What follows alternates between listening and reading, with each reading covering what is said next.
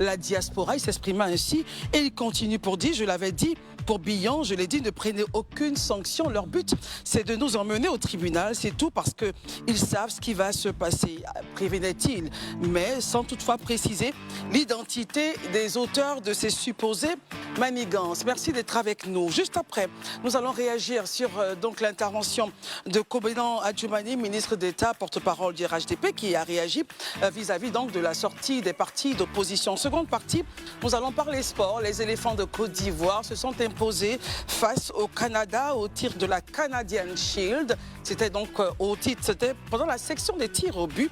Et nous terminerons cette émission avec Imran Diarasouba, promoteur de Golden Impact. Merci d'être avec nous. Le Grand Top démarre maintenant.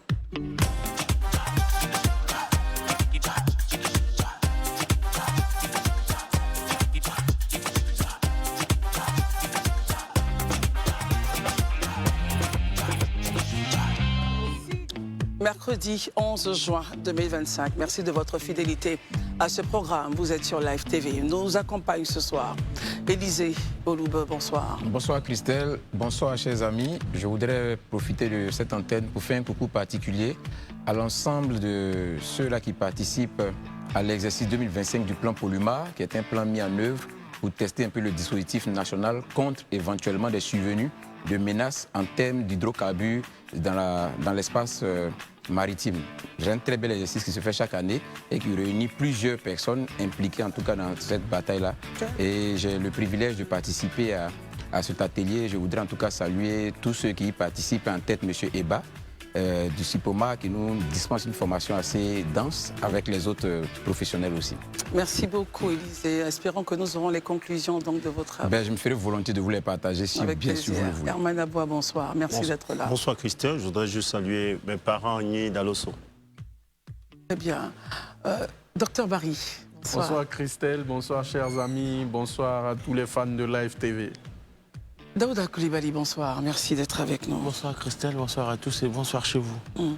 Il y a des gens, et ces propos ne sont pas de moi, ils sont du président Tidiane Thiam, président du PDC-RDA, qui, je rappelle, s'exprimait hier devant la diaspora à Paris. Il y a des gens qui sont en train de faire n'importe quoi, qui a lâché donc Tidiane Thiam, visiblement excédé par l'évolution de la situation. Selon lui, l'affaire Valérie Yapo, récemment sanctionnée par le Conseil de discipline, révélatrice donc de manœuvres en coulisses visant à discréditer certaines figures du parti.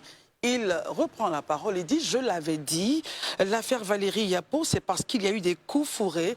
Moi, j'avais dit de ne prendre aucune sanction. Il renchérit pour Billon. Je leur ai dit, ne prenez aucune sanction. Leur but, c'est de nous emmener au tribunal. C'est tout, parce qu'ils savent ce qui va se passer, prévenait-il. C'était donc les mots forts. Au-delà de cela, il a parlé donc du fait qu'il n'est pas un danger pour la Côte d'Ivoire.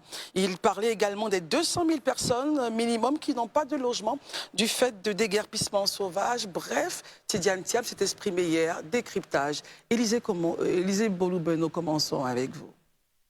Ah, que dire? Après tout ce qu'on a entendu hier de la part du président du PDCI, moi franchement, pour être honnête avec vous, Christelle, j'ai encore du mal à me remettre de ce que j'ai entendu. Très bien. Et nous, on va juste permettre aux téléspectateurs qui n'ont pas suivi cette intervention de voir en image quelques mots forts, quelques mots choisis. Regardez. Qu'est-ce qui paraît, oui, on m'associe au Conseil national de transition, au CNT, etc. Alors ça, je vais être très clair. Je ne sais pas par où commencer. Je suis désolé, avec tout le respect que je dois à tout le monde, j'étais contre cette histoire. Moi, je pensais que c'était une erreur. C'était une erreur. Simon est là, mon frère a dit, je lui ai dit, allez voir le président Bélier, essayez de le convaincre de ne pas faire ça parce que le boycott, en fait, a été efficace. Et si on va dans l'illégalité, ça ne peut que se retourner contre nous. Ils vont exploiter ça. Bon, malheureusement, on n'a pas pu convaincre et il s'est passé ce qui s'est passé. Mais alors, essayez d'aller dire maintenant, il y a Cyril Ben Simon du Monde, il est là, il est vivant.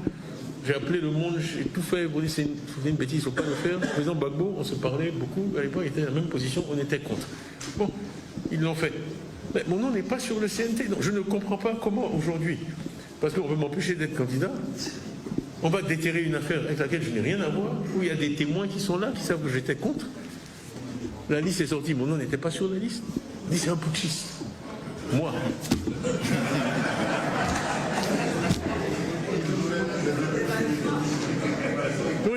Mais vous pensez qu'ils les ont depuis là et puis ils les ont pas utilisés? Hein? Ils ont depuis un truc qui peut m'abattre, mais parce qu'ils sont magnanimes, ils n'ont pas utilisé. Ça fait 5 ans que ça dure cette histoire. Et d'ailleurs, c'est parce qu'il y avait une première écoute que je ne parlais plus au président Bédié au téléphone. Là, je passais par Simon et Aziz. Et on avait notre système de communication. Là, il y a des gens au PDCI qui sont en train de faire n'importe quoi. Mais je l'avais dit, d'ailleurs, toute l'affaire Valérie Yapo, c'est parce qu'il y a eu des espèces de coups fourrés. Moi, j'avais dit, ne prenez aucune sanction. Je l'ai dit pour Billon. J'ai dit, ne prenez aucune sanction. Leur but, c'est de nous emmener au tribunal. C'est tout.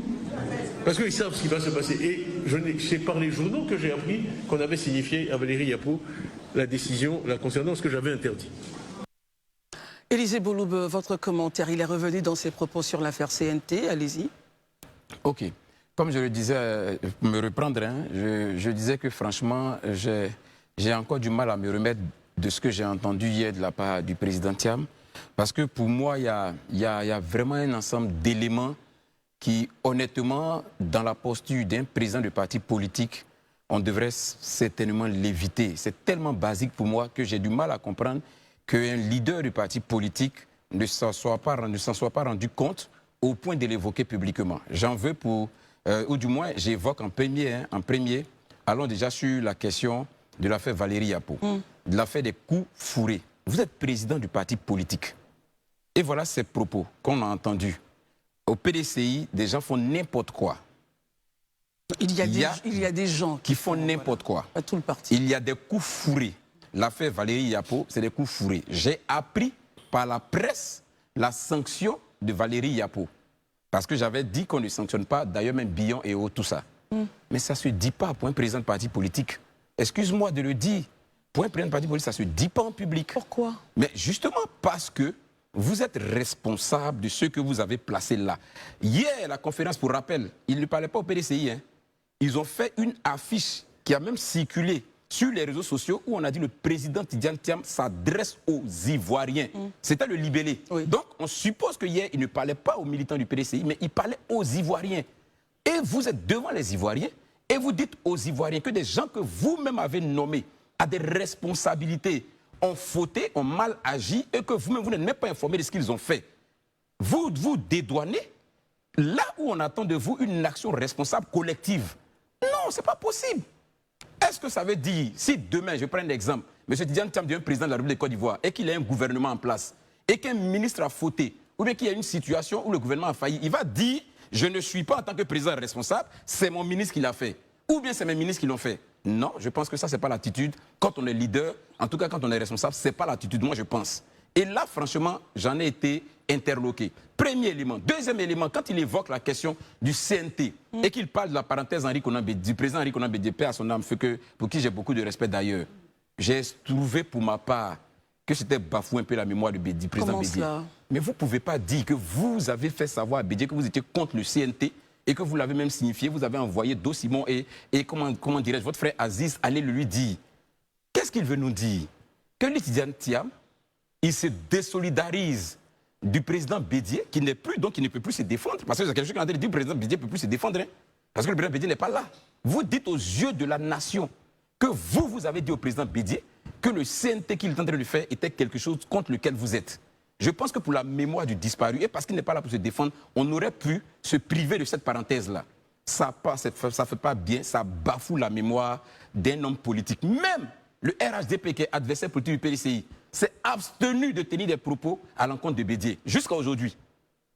Même des choses qu'il peut estimer, peut-être reprocher à Bédié, mais aujourd'hui, là, vous avez vu que quand Bédié est décédé, depuis son décès jusqu'à maintenant, il y a eu une parenthèse, tout le monde a fermé, parce que c'est ça l'Afrique. C'est autour des deuils et autour des cadavres qu'on se réconcilie. Il y a des choses pour la mémoire des gens qu'on ferme comme parenthèse. Quand je le dis, je rappelle, parce qu'hier, ils ont parlé, mais j'ai oublié. C'est pourquoi, justement, moi, j'ai considéré très indécent. On va me dire encore que je reviens dessus. Mais la parenthèse du président Laurent Gbagbo, lorsqu'il évoquait le cas Amadou Gon, avec beaucoup d'ironie, même souriant à la limite, Amadou Gon est remords, quoi. Ou bien Amadou Gon est remords pour qu'il parle d'un 4e mandat. C'est indécent. C'est pourquoi je dis, nos hommes politiques là, quelle éducation ils veulent donner au peuple? Qu'est-ce qu'ils veulent nous apprendre? Qu'est-ce qu'ils veulent laisser comme héritage? Qu'est-ce qu'ils veulent qu'on retienne d'eux, en fait? Est-ce que c'est des personnes qui, arrivent à un moment donné, ont perdu cette humanité-là? C'est un peu ça que je me pose comme question. Est-ce qu'on a perdu cette humanité au point de ne même pas pouvoir faire la part des choses? Parce qu'on est politiquement. Ça, c'est le deuxième point.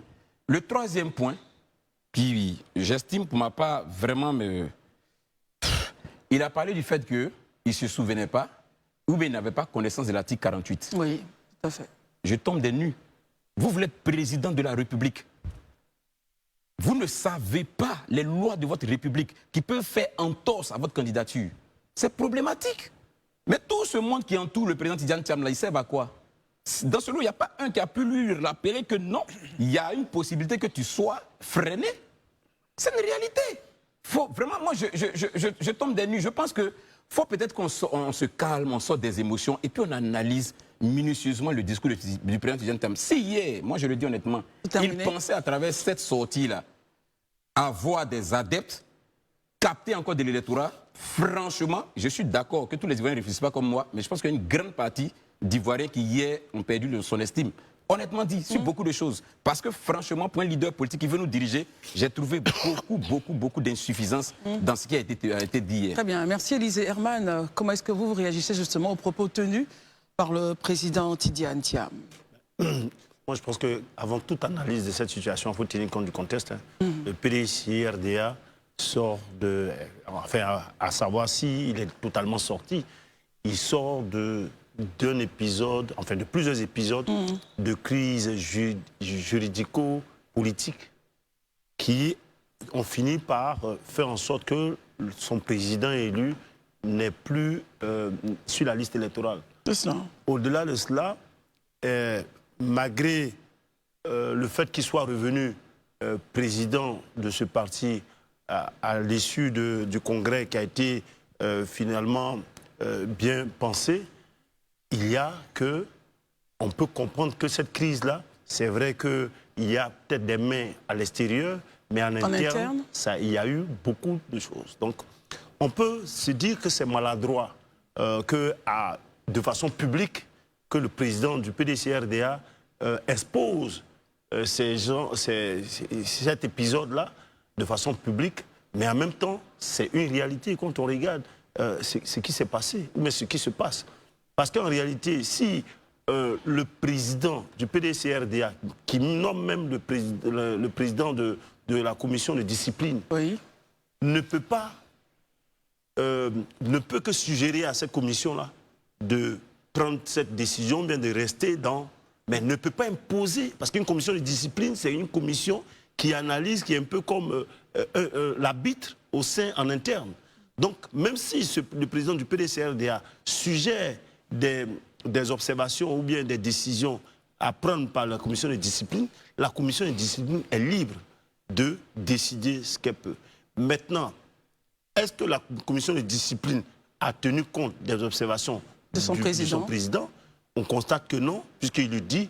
Et puis, est-ce que cette commission de discipline a informé le président? C'est-à-dire, même si tu prends ta décision de façon autonome, il faut au moins informer ton président du parti avant de rendre cette décision en public. Il dit que ça n'a pas été fait. Donc, voici ces genre d'éléments. Et puis, il ne pouvait pas venir, parce que souvent, j'ai entendu dire sur cet épisode qu'il est le chef, il doit montrer qu'il est chef. Mais un chef, ils sont en pleine crise, avec des militants en interne qui est en justice, le président du parti et le PDCRDA. C'est pas là maintenant qu'il va prendre des sanctions contre des individus ou bien chercher à enlever la présidente de la commission de discipline qui lui l'a nommé. Ça va créer encore d'autres crises. Donc il a contenu cela jusqu'à aujourd'hui où il le dit. On peut estimer que c'est maladroit, mais je veux dire que c'est des préoccupations en interne que Tidjane Thiam dit. Il ne faudrait pas percevoir sa démarche comme s'il n'était pas responsable de diriger le PDCRDA. C'est parce qu'il se dit que les personnes qui l'ont fait, qui ont fait en sorte que le parti soit arrivé à cela, ça a été savamment pensé et qu'aujourd'hui, là, il sait plus ou moins d'où ça vient. Mais justement, voilà. Herman, est-ce que justement cette sortie n'appuie pas justement sur les tensions ou démontrera d'une certaine fragilité en interne? Non, parce qu'aujourd'hui, quand vous regardez, enfin, on va observer pour voir, parce qu'il y a quand même la manifestation, la marche prévue le 14 juin. Ça va permettre de savoir. Mais je ne crois pas. Regardons même les réactions des militants sympathisants du PDCRDA. Et à la limite, ils continuent de vouer leur Respect, reconnaissance bien sûr. à leur président du parti. Parce qu'effectivement, il peut avoir, effectivement, quand on regarde Jean-Luc Bion, quand il a commencé avec Mme Valérie Yapo, qui a suivi après, on sait bien que, et puis Valérie Yapo n'a jamais cessé de dire qu'il y a des personnes, des grandes figures au sein du parti qui les aident en sourdine. Donc c'est pas nouveau. Il n'a pas cité le nom de quelqu'un. Pour le moment, l'on dirait qu'il n'a pas atteint tous ses objectifs. Donc peut-être que c'est un monsieur qui est touché par la déception. Mais j'ai aussi noté que le président Thiam a trouvé des excuses par rapport à certaines situations internes au sein du parti. Il aurait été préférable que ce soit un de ses collaborateurs qui porte ce point, de mon point de vue. Comment cela? Quand il dit qu'au PDCI, il y a certaines personnes qui font n'importe quoi, c'est lui le chef. Un chef ne porte pas ce genre de point en public. Ce point-là aurait été intéressant de mon point de vue si le président Thiam l'avait porté au bureau politique. Où on lave le linge sale en famille. M. Bion est assis, Mme Valérie Yapo est assis, M. Gikawe et tous ceux qui sont fâchés. Tu portes le point, vous réglez le problème hors caméra. Vous savez, Christelle, un homme politique, un chef, on le choisit pour prendre des décisions, pas pour trouver des excuses. Les excuses, c'est pour monsieur tout le monde, pas pour le chef. Donc le président Thiam, les membres du PDCI, les militants du PDCI l'ont choisi parce qu'ils pensent qu'il a les étoffes pour prendre un certain nombre de décisions. Et un leader, c'est pendant les crises qu'on mesure votre leadership. Ce n'est pas lorsque le fleuve est tranquille. Donc ce que Herman dit, moi je ne suis pas d'accord avec lui. Quand il y a une crise, il y a des décisions qui s'imposent.